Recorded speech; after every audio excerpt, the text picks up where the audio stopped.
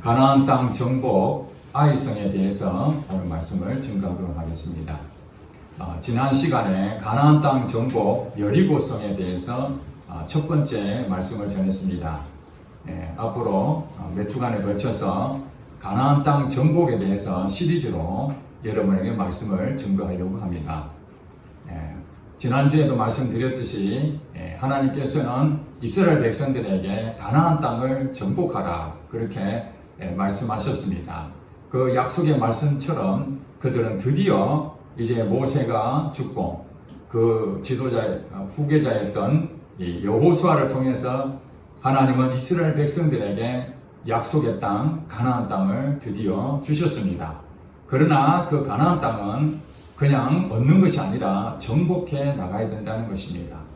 그 가나안 땅은 사탄의 문화가 팽배되어 있었습니다. 인간의 방법으로 하나님을 믿지 아니한 불신자들의 세상이었습니다. 그렇기 때문에 하나님께서는 그 불신자의 세상에 있는 그 땅을 정복할 때에 어떻게 정복하느냐, 이것이 가나안 땅에 정복하는 이 여호수아를 쓴 목적입니다. 우리는 이 세상을 살아가면서 하나님께서 명령하신 그 땅을 정복하라는 그 말씀을 우리는 잘 알아야 됩니다. 지금 현재 여호수아서에 나와 있는 이 가나안 땅은 우리 눈에 보이는 땅을 말하고 있지만 실질적으로 오늘 우리에게는 어떤 부분으로 땅을 얘기하느냐, 그것을 우리가 잘 깨달아야 됩니다.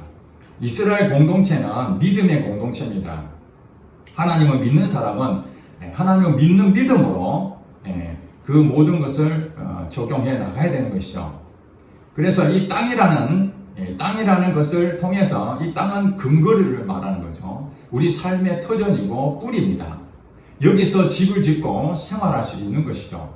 한마디로 아주 기초 중에서 제일 중요한 거죠. 땅이 없으면 아무것도 할 수가 없는 거예요.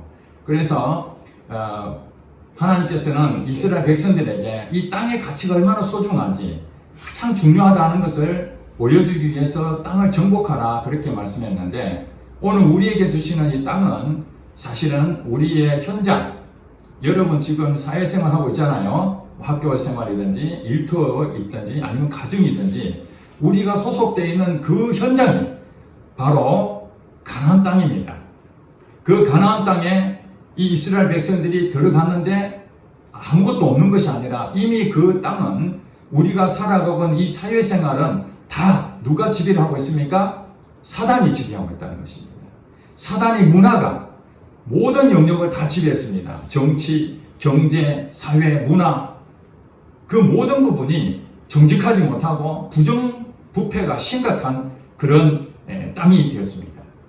그러므로 우리가 땅을 정복한다는 것은 실질적으로 싸워서 이기는 그런 땅을 말하는 것이 아니라 우리가 살고 있는 그 현장에서 믿음으로 인간의 방법으로 살아가는 그 세상의 문화, 사단의 문화를 그것을 따라가지 않냐고 하나님 말씀을 붙잡고 믿음으로 살아갈 때에 거기서 하나님의 기적이 나타나고 역사가 일어나는 거예요.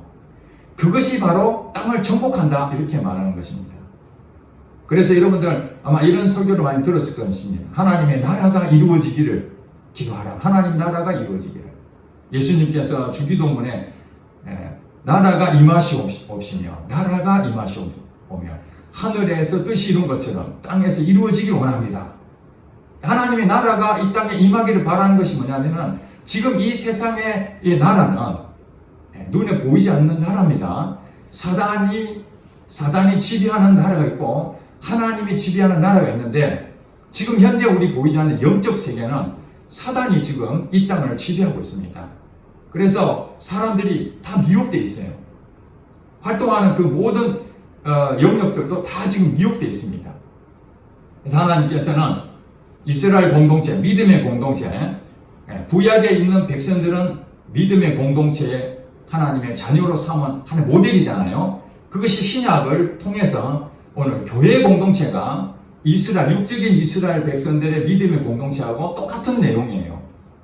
이해가 되십니까? 그런 구약 성경을 보면서 이스라엘 백성들 얘기가 나오면은 오늘 우리 교회 공동체의 우리 성도들이 이스라엘 공동체하고 똑같은 상황이구나, 그렇게 이해를 하셔야 됩니다. 그러니까 이스라엘 백성들은 불신자에 있는 그 나라들, 불신자의 사람들과 다르게 그들은 생활을 해 나가야 되는 거예요. 그것이 바로 가나안 땅이라는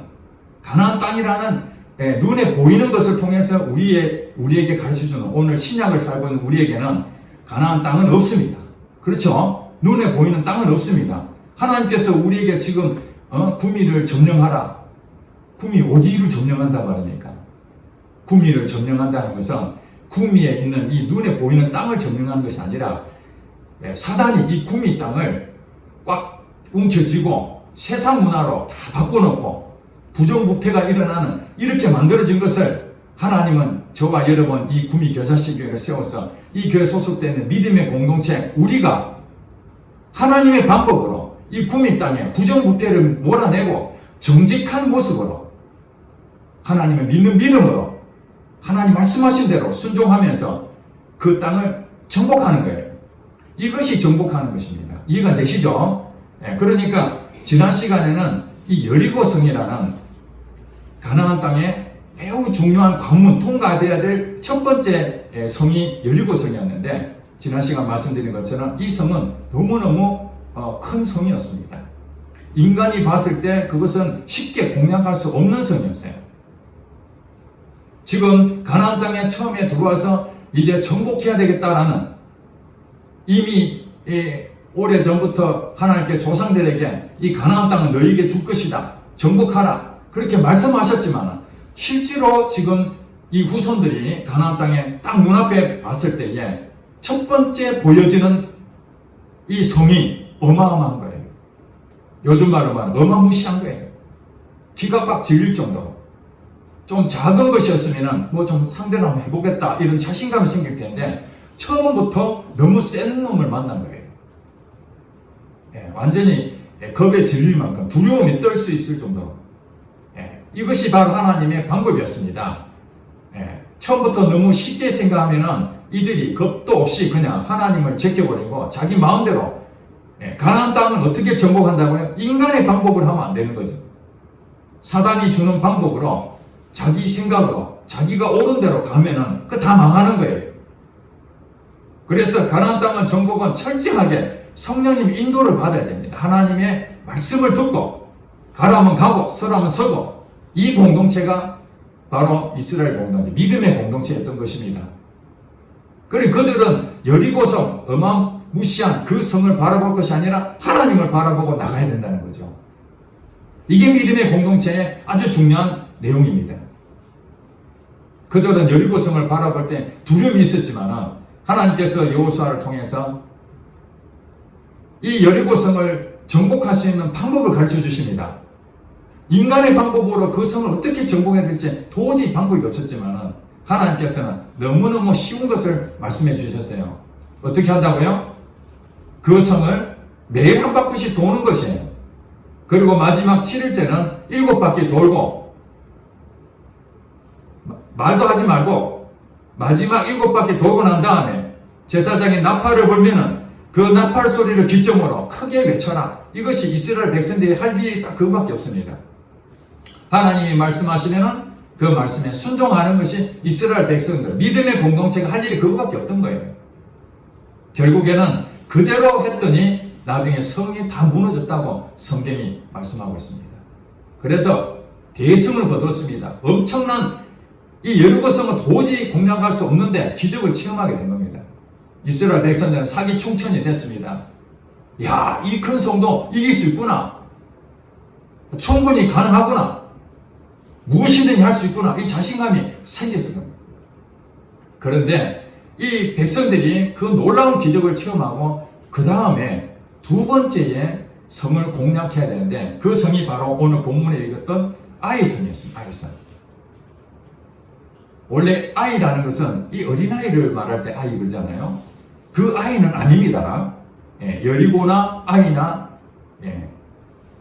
이 그 지명 이름이 다른데 이 아이성이 너무나 초라해서 그런지 아이 같다 그렇게 생각할 수도 있습니다. 아이성이. 근데 문제가 있었습니다. 이 아이성을 공략하기 전에 여리고성을 공략하면서 하나님께서 또 한 가지 말씀하신 것이 있었습니다. 거기에 공략을 전부 다 전쟁에서 이기게 되면은 그 탈취물이 있잖아요. 전리품이라 그럽니다. 물건들을 쉽게 얻게 됩니다. 그것을 모두 다 하나님의 창고에 다 그 보관해라. 나중에 다 쓸 거니까 이것을 손대면 안 된다. 그렇게 명령을 하셨습니다. 그런데 그것을 어기고 한 사람, 아간이라는 사람이 욕심이 생겼어요. 가나안 땅에 처음 들어갔는데 광야에서 생활할 때는 가진 것이 없잖아요. 그런데 여리고성에 들어가니까 너무너무 좋은 것들이 많은 거예요. 이것을 하나님 것이라고 다 바치자니 아까운 거예요. 이거. 아무도 안 볼 때에 몇 가지를 숨겨서 자기 집 밑에다가 땅을 파서 숨겨뒀습니다. 아무도 본 사람이 없습니다.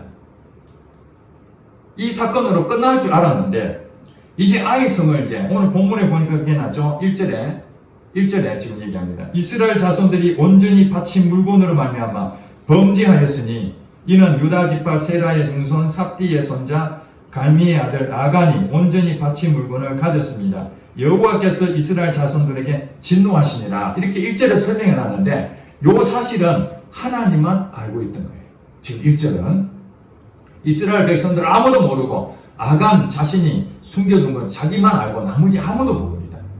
자, 요 상태에서 지금 여호수아는 이제 아이성을 이제 두 번째 공략하기 위해서 정탐꾼을 보냅니다.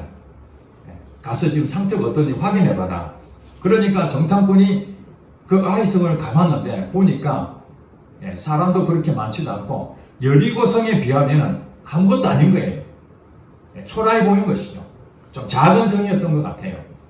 그래서 그 정탐꾼이 가서 돌아와가지고 여호수아에게 이렇게 보고합니다. 가서 보니까 그들은 소수고 보잘것이 없습니다.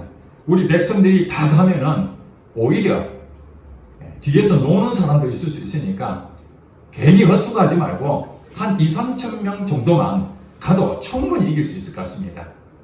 2-3천 명만 보냅시다. 이렇게 보고를 합니다. 그것이 인간의 방법으로는 충분히 가능한 얘기입니다. 그렇죠? 계산해 보면은 엄청난 큰 전쟁을 하게 되면 사람이 많이 필요하지만 조금 작은 데는 소수만 필요해도 되잖아요. 2-3천 명만 보내자고 했는데 그 다음에 여호수아는 어떤 일인지 그 보고한 내용대로 그대로 실행합니다. 3천 명을 보냈더니 나중에 아이성에 들어갔다가 완전히 초전박살돼서 도망치게 됩니다. 이게 보니까 4절에 보니까 아이 사람이 그들을 36명쯤 쳐 죽이고 성문 앞에서부터 스바림까지 쫓아가 내려가는 비탈에 쳤으므로 백성의 마음이 녹아 물같이 된지라. 얼마나 혼비백산됐으면 아이성에 한 3천 명만 보내도 충분히 이길 줄 알고 갔다가 전부 다 도망치고 그 상황을 이 백성들이 듣고요 기절한 거예요. 마음이 녹았다. 이 얘기는 뭐냐면은 겁이 덜컥 난 것이죠. 아니 그 조그마한 성 하나도 우리가 공략을 못하고 이렇게 쫓겼단 말이야. 그러면 앞으로 이 가나안 땅에 엄청난 많은 강적들이 많은데 어떻게 이긴단 말이야. 이 작은 성 하나도 공략을 못했다는 그것에 마음이 다 녹아서 무너진 거예요. 지금 그들은 무엇을 보고 있냐면은 아이 성에 대한 부분을 그들은 작은 성이라고 여겼다는 거죠. 자, 여리고성은 매우 큰 성이라는 것을 그들은 한눈에 봐도 알았습니다. 우리 인간은 눈에 보이는 대로 판단합니다. 매우 큰 성, 도저히 공략하지 못할 것은 나는 못하겠구나. 누가 좀 도와줬으면 좋겠네. 금방 느껴집니다. 그래서 하나님께서 그 성을 도라고 해도 한 번도 안 해봤지만 다른 방법이 없으면 하나님 말씀에 순종할 수도 있습니다. 그런데 이 아이성은 어떤 일이 벌어졌습니까? 하나님한테 묻지도 아니하고 그냥 덤벙덤벙 자기 마음대로 가게 된 것이죠. 여기서 중요한 교훈 하나 우리가 봐야 됩니다. 그리고 환경을 보면 안 됩니다. 눈에 보이는 것이 크다 해서 두려워할 필요도 없고 그 작다 해가지고 가볍게 여길 필요가 없는 거예요. 누구를 믿으라는 거예요, 지금 상황이? 하나님을 믿으라는 거예요. 아무리 큰 것이라도 하나님 믿으면은 그건 얼마든지 이길 수 있는 것이고 아무리 작아도 하나님을 신뢰하지 않는다면 거기서 실패할 수 있다. 이걸 지금 말씀하는 거예요. 이 아이성의 전투에서 실패한 이유에 대해서 몇 가지가 있는데 바로 그겁니다.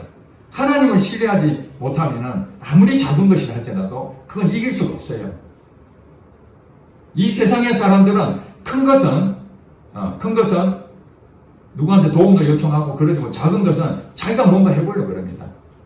자신만만할 때 그것이 무엇입니까? 넘어지는 것이죠. 이게 교만하다는 거예요. 지금 이스라엘 백성들이 잘못하고 있는 건 무엇이냐면 교만한 거예요. 하나님이 나의 왕이요 나의 주인이라고 여겼다면 아무리 작은 것이 할지라도 또 물어봐야 되죠. 하나님, 여리고성도 하나님께서 무너뜨렸는데 이 아이성은 어떻게 전투를 하면 되겠습니까? 이렇게 물어봐야 되는 게 지극히 정상 아닙니까? 이것이 믿음의 공동체 할 일이라는 거예요. 우리 현장에서 여러분 살고 있는 학교 생활이나 일터나 가정이나 어떤 상황에서 여러분들이 어떤 일이 닥치게 되면은 큰 일을 닥치든 작은 일이 닥치든 어떤 일이 여러분에게 주어집니다. 그렇죠? 여리고성 큰 성이 무너졌다고 그 다음에는 아무것도 없습니까? 아닙니다. 아이성이 또 있습니다. 아이성만 있습니까? 그 뒤에 또 다른 성이 많이 있습니다. 여러분 죽을 때까지 그런 성은 계속 올 겁니다. 자, 이때 우리는 어떻게 해야 되는가? 크고 작은 이런 문제들이 올 때마다 그 문제를 바라보면은 다 망합니다. 문제를 바라보면은 어떤 때는 자신이 생겼다고, 어떤 때는 그만 두려움이 생기는 내 마음이 왔다리 갔다리 하게 되는 거예요. 하나님을 바라보셔야 됩니다. 하나님을 봐. 여리고성도 하나님이 무너뜨리고 작은 성이 할지라도 아이성도 하나님 무너뜨릴 수 있다. 그러지 않고 환경을 바라보고 자기 인간의 내용이 나오면은 그것이 바로 교만하다. 야고보서 4장 6절 말씀에 하나님은 교만한 자를 물리치시고 겸손한 자에게 은혜를 주신다고 이렇게 말씀했습니다. 여러분 교만과 겸손에 대해서 이거 많이 듣잖아요. 무엇이 교만이고 무엇이 겸손입니까? 성경에서 말하는 저 사회에서 말하는 교만과 겸손 말고 이 하나님의 말씀을 통해서 주시는 이 겸손과 교만은 다른 겁니다.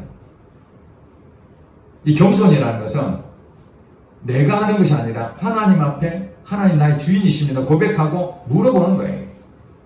하나님 어떻게 할까요? 이게 겸손인 거예요. 그런데 내가 할 거야. 내 생각이 앞서고 하나님 말씀을 듣지 않는다면 그거는 하나님을 멸시하는 겁니다. 내가 할 수 있다고 생각하는 거니까. 지금 이스라엘 백성들이 정탐을 잘하고 와서 그거는 소수의 성이니까 우리가 볼 때는 2, 3천 명 정도면 충분히 이길 수 있지만은 우리의 계산은 그렇지만은 그래도 하나님한테 물어보고 합시다. 이렇게 해야 되는 것이죠. 여호수아도 그냥 한 2, 3천 명만 가도 되겠습니다. 이렇게 보고를 하더라도 기다려. 그게 하나님 뜻인지 모르잖아. 그리고 기도를 했어야 됩니다. 하나님 어떡할까요? 나중에는요, 우리가 여리고성은 이 성을 도는 방법을 하는 전략을 세웠잖아요. 오늘 다 읽지 않았지만 그 뒤에 보면은 아이성을 어떻게 공략하냐면 하나님께서 돌아라가 이렇게 아니고 매복을 해놔요. 매복. 그들을 전략적으로 유인을 해가지고 거기에 성에 있는 사람들이 마치 이스라엘 백성들이 패한 것처럼 도망쳐라. 그러면 성에 있는 자들이 전부 다 잡으려고 가고 있을 때에 매복을 해가지고 그 복병이 성을 점령해라. 이렇게 하나님께서 전략을 가르쳐 주셨습니다. 그랬더니 그 있는 사람들이 진짜로 똑같이 이스라엘 백성들이 도망치니까 그 성을 다 비워두고 온 백성들이 이스라엘 백성들 치려고 다 나갔어요. 그때 복병이 승부해져 있던 복병이 그 성을 점령하면서 아이성을 공략했습니다. 인간의 방법으로 여러 가지 할 수 있지만은 하나님께서는 때로는 성을 돌아라, 때로는 매복해라, 모든 전략을 다 갖고 있습니다. 여러분 인생에 앞으로 수많은 산을 만나게 되고 수많은 성을 공략해야 되는데 그때마다 여러분들은 무엇으로 이길 수 있는가? 그것은 인생을 만드신 하나님이 전문가십니다. 그분이 이 세상을 설계하셨고 이 세상을 창조하신 분입니다. 그렇기 때문에 우리 인생에 앞으로 일어날 모든 일들은 그분은 훤히 다 알고 있습니다. 당연히 전문가한테 물어봐야 되는 거죠. 그리고 하나님께서는 이 아이성을 공략하는 데 실패한 이유 중에 한 가지가 오늘 1절에 말씀을 했죠. 아간이라는 사람이 여리고성을 정복하면서 탈취했던 그 전리품을 일부러 숨겨뒀다 그랬죠. 그 범죄한 것 때문에 이스라엘 자손들에게 진노하셨습니다. 그 진노가 뭐냐면은 아이성을 공략하지 못하는 거죠. 물론 교만해가지고 하나님 물어보지 않는 그런 일도 있었지만은 이들이 죄를 범하기 때문에 하나님께서는 침묵하신 것입니다.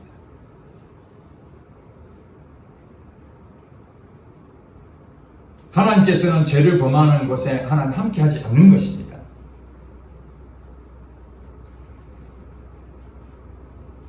13절에 보니까 너는 일어나서 백성을 거룩하게 하여 이르기를 너희는 내 일을 위하여 스스로 거룩하게 하라. 이스라엘 하나님 여호와의 말씀에 이스라엘아 너희 가운데에 온전히 바친 물건이 있나니 너희가 그 온전히 바친 물건을 너희 가운데에서 제하기까지는 내 원수들 앞에 능히 맞서지 못하리라. 하나님 역사 안 하시겠다는 거예요. 만약에 여호수아가 하나님 이 아이성을 정복하게 해주세요 그렇게 기도해도 하나님께서는 이 범죄한 것을 회개하지 않는다면 너 원수들 앞에 능히 맞서지 못할 것이라고 말씀하셨기 때문에 안 도와준다 이 말입니다. 이사야 59장 1절 이하에 그렇게 말합니다. 여호와의 손이 짧은 것도 아니요 여호와의 귀가 막힌 것도 아니다. 왜 구원하지 못하느냐? 여러분 손이 짧으면 도와줄 수 없잖아요. 여호와 손이 이렇게 짧으냐? 아니다는 거예요. 여호와 손은 길어서 어디든지 다 구원할 수 있다. 하나님 도와주세요 기도하면 여호와의 귀가 막혔느냐? 아니다는 거예요. 어떤 기도도 다 들을 수 있다는 거예요. 하나님은. 그런데 왜 구원을 안 해주는가? 왜 역사가 안 나타나는가? 그 2절에 그렇게 말합니다. 이사야 59장 2절에 너희 죄악 때문에 나와 너희 사이에 갈라졌다는 거예요.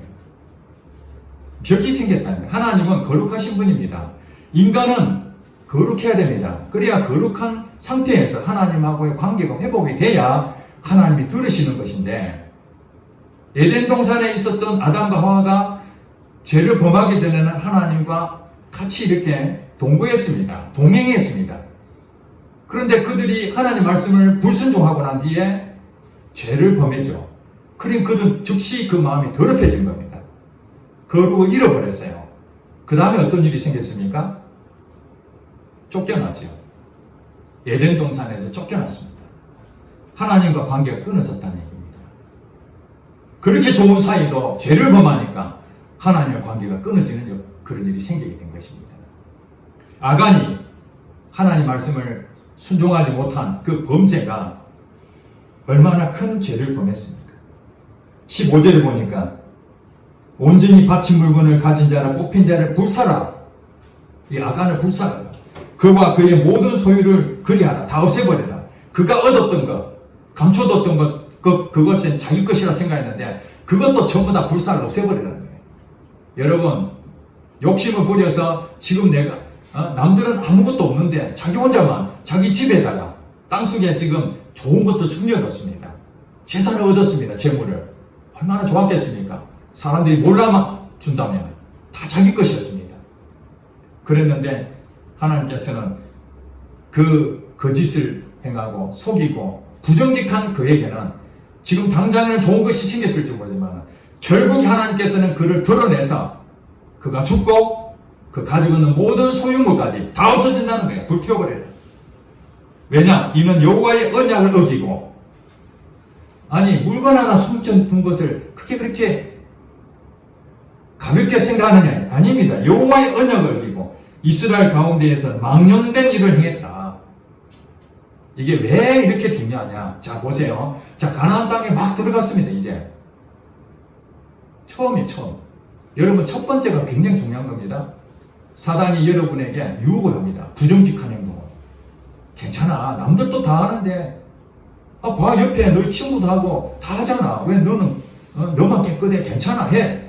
갈등이 생기면 나는 예수 믿는 사람이고 나는 믿음의 공동체에 소속되어 있는데 부정직한 걸 하면 안 되는데 불의한 걸 하면 안 되는데 괜찮아. 지금 이거 받으면은 너 좋아지잖아. 더 이익이 많잖아. 그래서 거절해야 되는데 그걸 한번 받아 먹어버리면은 그걸 한번 행동해버리면은 첫 번째가 어렵지 두 번째, 세 번째 쉽습니다. 다음에 또 와가지고 사단이 또 해라 그럽니다. 그럼 뭐라 그럽니까? 이번에는 안 돼. 사단이 이렇게 얘기합니다. 너 지난번에 했잖아. 너 이미 마음이 더럽혀졌어. 이제 와서 깨끗한 척 할 필요 없어. 이왕 물에 담갔으니까 이제는 마음 놓고 해도 돼. 그렇게 해서 계속 생깁니다. 제가 고등학교 때 장학금을 받았는데 우리 선생님, 담임 선생님 감사하다고 장학생들이 돈을 조금씩 이렇게 선생님한테 드리게 됐습니다. 그 선생님은 교사를 처음 했습니다. 온 지 얼마 안 됐습니다. 그래서 우리가 거둬서 감사하는 마음으로 선생님 감사합니다. 이렇게 드렸더니 그 선생님이 손을 바라라 떠는 거예요. 왜냐하면 한 번도 받아본 적이 없기 때문에. 그래서 이걸 왜 주냐고. 괜찮다고. 그래도 선생님 우리 마음을 받으시라고. 그래서 드렸더니 겨우 받았습니다. 그 뒤는 어떻게 되는지 아십니까? 그 뒤에는 우리들이 장학금을 받으면 당연히 줄 줄 알고 생각하고 있습니다. 손이 다르르 떠는 사람도 이제는 당연하시 되고 안 주면 섭섭이 하고 이 처음이 문제지 자꾸 하다 보면은 이 당연하게 되어버린 겁니다. 여러분 예수를 믿는다는 것이 무엇입니까? 하나님 방법으로 우리 일터에서 정직하게 행동하라는 것이 하나님 방법이잖아요. 하나님한테 물어보는데 어떻게 부정직하게 하라 하겠습니까? 하나님한테 안 물어보니까 내가 원하는 대로 덥석 물어보는 거죠. 자, 우리가 죄를 범할 수 있습니다. 아간처럼. 그러면은 순간적으로 땅속에 묻어뒀지만은 양심에 찔리잖아요. 여러분 다 알잖아요. 꼭 너가 죄를 지었다 말 안 해도 하나님은 우리 인간에게 다 양심을 주셨어요. 다 찔림이 있다고. 그러면은 뒤늦게라도 양심의 고백을 해야 되죠. 이것을 우리가 자수라 그러죠. 자수. 걸리기 전에 여호수한테 가가지고 사실 그거 하면 안 되는데 제가 어젯밤에 감춰두고 종일 잠을 못 잤습니다. 너무 죄송합니다. 이제라도 갖다 드립니다. 그냥 용서했을 겁니다. 그렇죠? 자기 잘못을 누리시고 용서했을 것입니다. 그런데 시침이 또 떼고 아무 일이 없듯이 있었습니다. 하나님께서는 그것을 어떻게 찾아내는지 이 성경에 나와있죠. 제비뽑기를 했습니다. 모든 지파들 다 모이라 해서 한 지파씩 이렇게 해서 추려서 마지막으로 아간이 잡혀온 겁니다. 아간도 거기 있는 모든 사람 앞에 다 있었을 것입니다.